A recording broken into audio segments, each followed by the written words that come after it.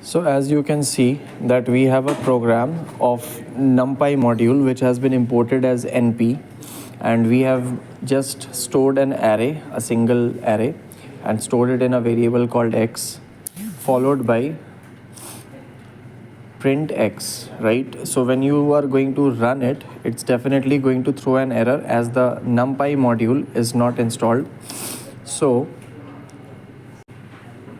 we are going to open up the left panel, open the pip, and over here install NUMPY, NUMPY. And once we install, it says get the plugin. You will be redirected to this Python repository plugin. All you need to do is install this particular plugin. Once this gets installed, which is going to take an amount of time, you can come back, and then once this particular file is installed, you can click on install.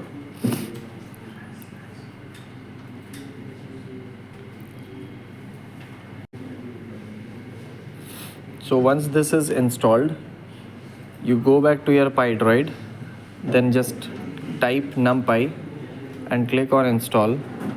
So it will show that it is installing the NUMPY module, and once this is installed, it shows that yes, it is done. Now you can go ahead and run the NUMPY code in your Android phones as well. Thank you.